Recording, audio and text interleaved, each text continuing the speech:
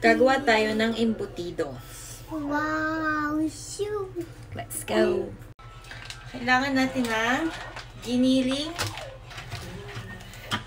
carrots,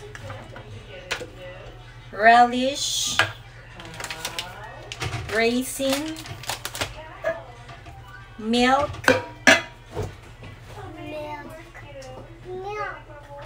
eggs,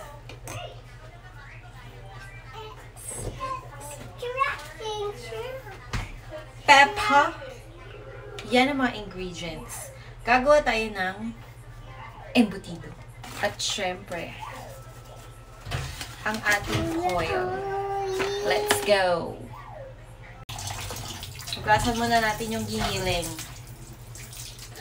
Para malinis. Hanggang yung mga dugo-dugo. Sige na, mag-watch ka na doon. Sige na, watch ka na doon. Sige na. Balatan muna natin ang mga carrots. Tsaka natin ipo-food processor para mag-grate siya. Pampasarap to. Pagtapos natin, balatan lahat ng carrots. Yan, tanggalin natin yung balat. Tapos, hiwain natin ng ganyan. Yan, tsaka natin lalagay dito. Kasama na rin natin yung sibuyas. Yan, 2 sibuyas. Para hindi siya bubuo.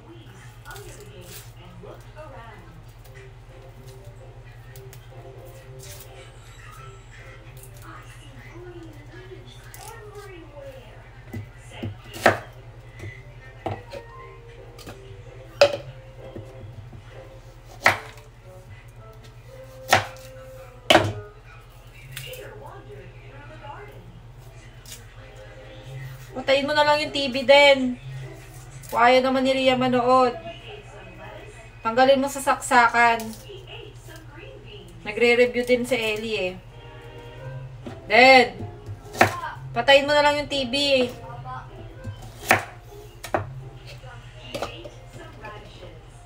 Tsaka natin gamitan nito. Yan natin ng onting water. Pinagsama ko na yung ayan.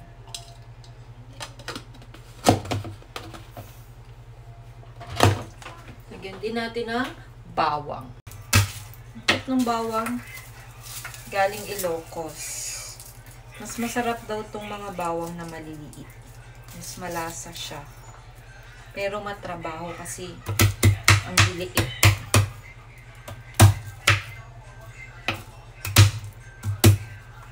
Kasama na natin siya sa pag-blend.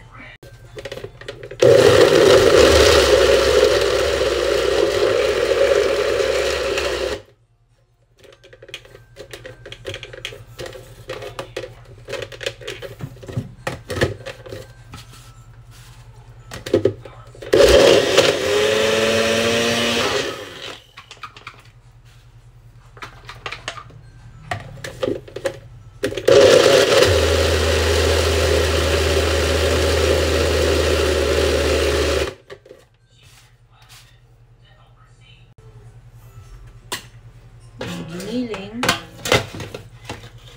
1/2 kilo.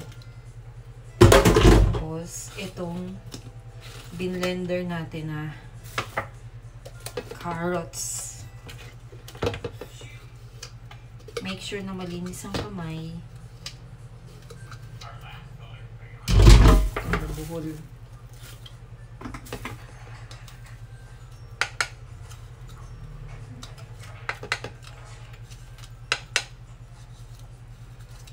Blender na carrots, bawang, sibuyas. Tapos, lagyan natin ng paminta, asin,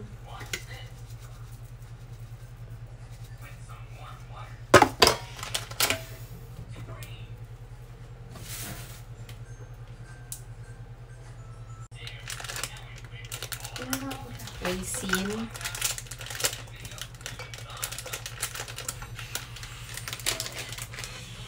relish. Lagyan natin ng betchin. Lagyan natin ng egg. 2 egg.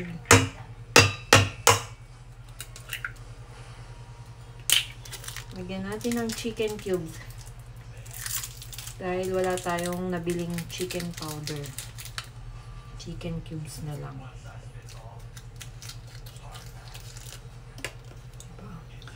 Yan, durugin natin siya.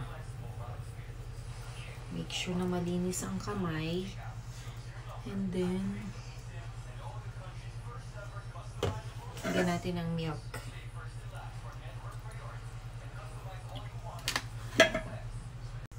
Rino pala. Lagyan din natin. Ayan. Yung Rino. Lagyan natin. Lagyan natin lahat para mas masarap.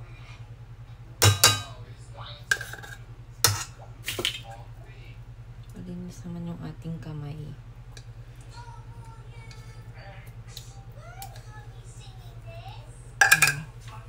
Tapos breadcrumbs.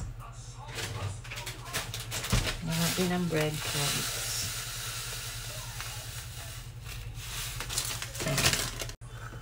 Ayan. Halo-haloin lang natin.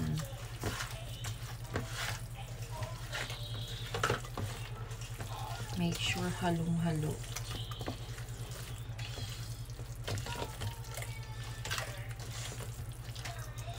Tsaka natin ibabalot sa foil kapag halong-halo na siya.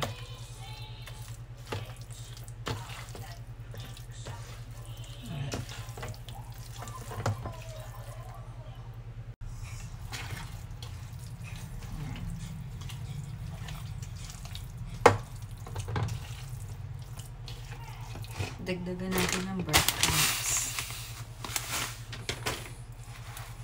Napakasarap nito, guys. Panood ko lang to sa Facebook. Ayan, napakadali lang gawin. Kaya, try natin. Ayan, try nyo na din to sa inyo.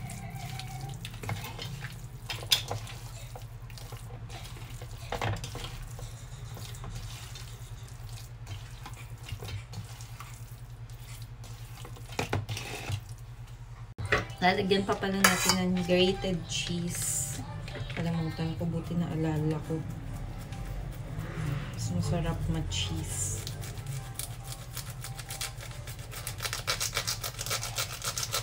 Diba? Ang sarap nito, guys. Okay na yan. Mix ulit natin.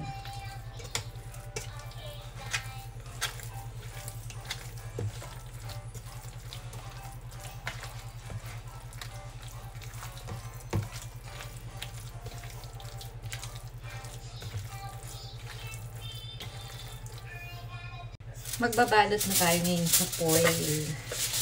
Ayan. Hindi ako marunong pero itatry natin. 1 cup na ganito.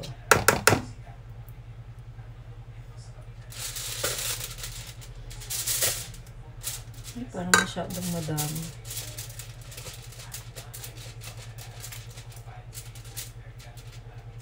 Ayan, diba? Para medyo mataba. Diba?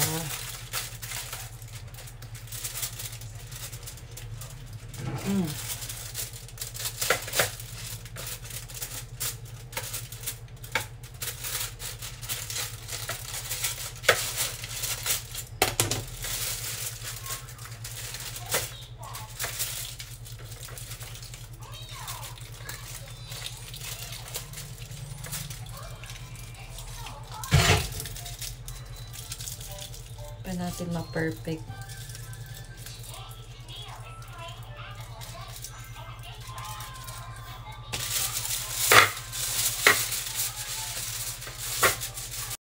Ayan. Ikot natin.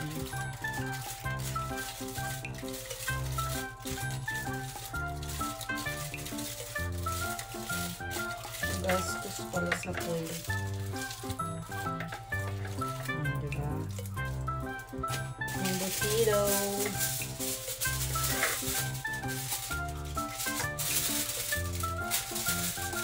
Kailangan perfect yung pagkakahiwa ng foil.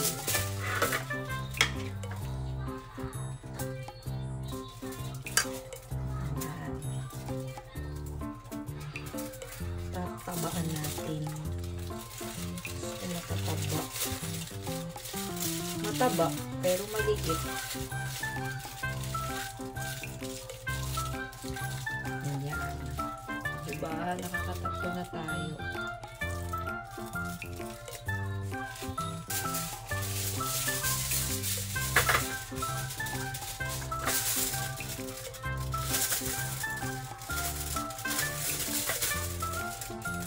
Saka maganda nito guys. 3 to 6 months to. Pwede sa rep. Pwede nyo i-stock. Pambaon, mga bata, ang almusal. Diba? Hindi ka nabibili. Malinis pa at masarap kasi homemade.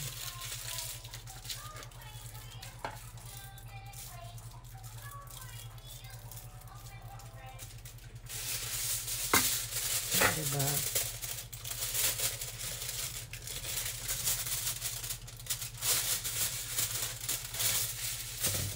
Okay lang yan, di perfect.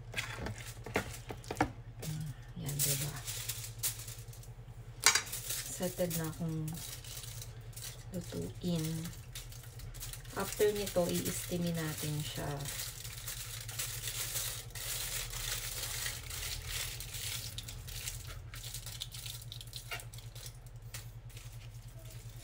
Nangyari dito. Ulitin natin itong first try kasi pangit nung kinalabasan.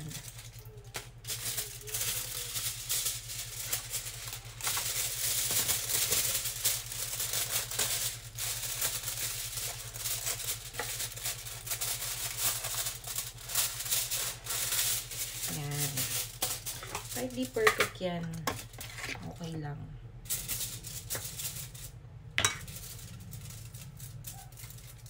Sarap yung matataba siya para pwede mo siyang slice, diba?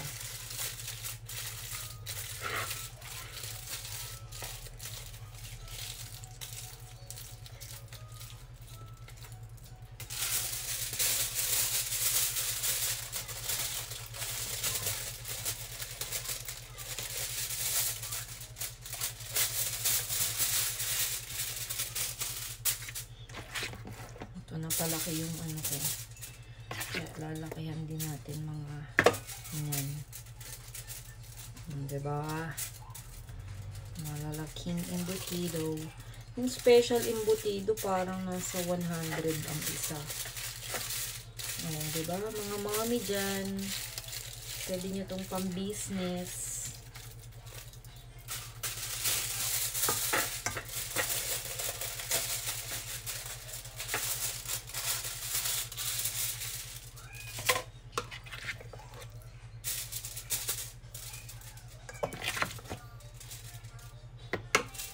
Matatabang embutido.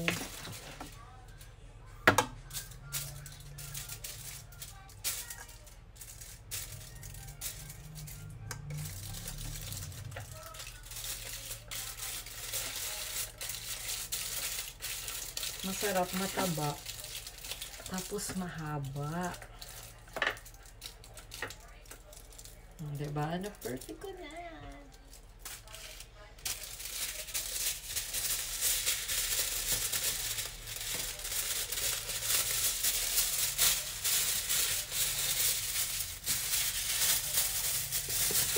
Kasyang-kasya yung foil natin.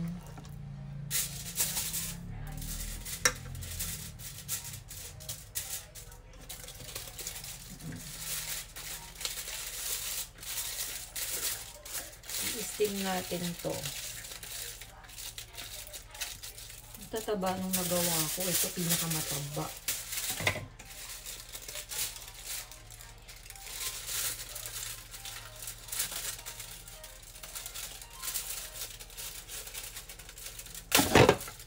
Okay lang yun. Ito na.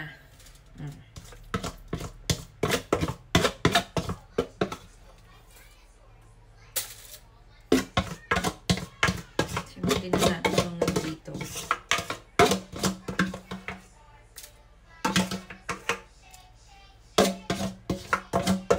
Tapos, i-steam lang natin ng 20 to 30 minutes.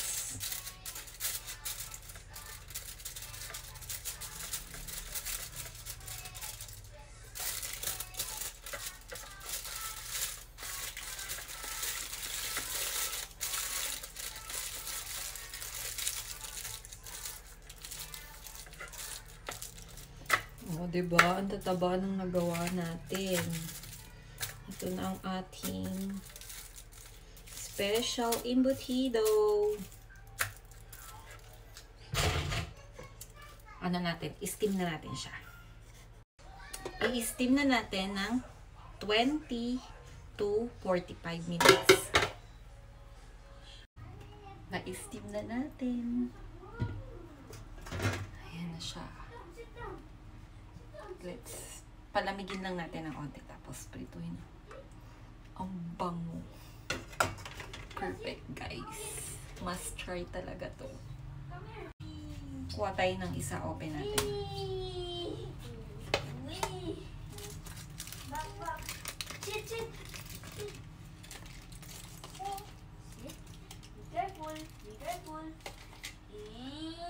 Ayan na yung embutido, guys.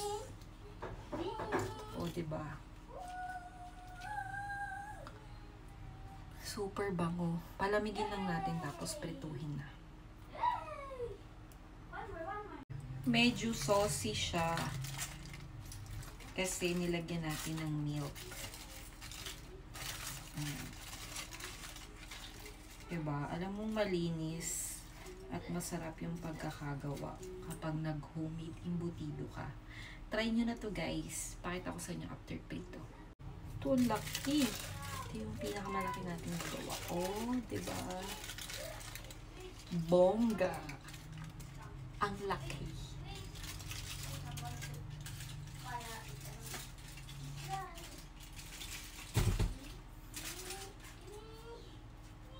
Iba talaga kapag homemade.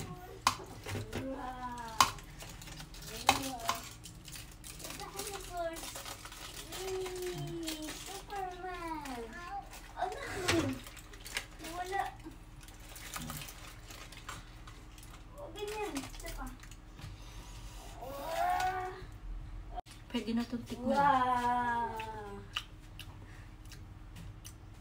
Sarap. Painitin lang natin yung mantika. Yung kawali and then lagyan natin yung mantika.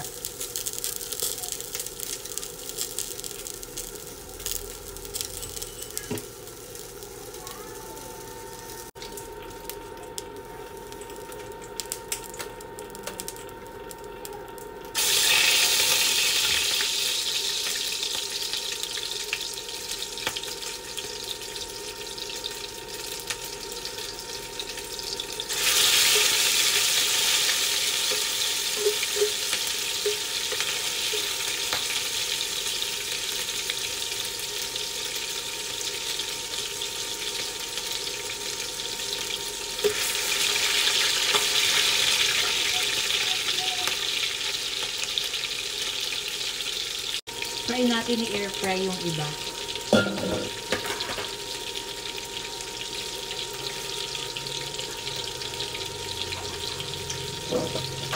Air fry natin. Failed tayo. Hindi ko siya nalagyan ng harina. Kaya parang nadurog siya. Ulitin na lang natin to next time. Ang pagluto niya, lagyan niyo ng harina. Ayan siya. Nasunog pa. Sorry, better luck next time.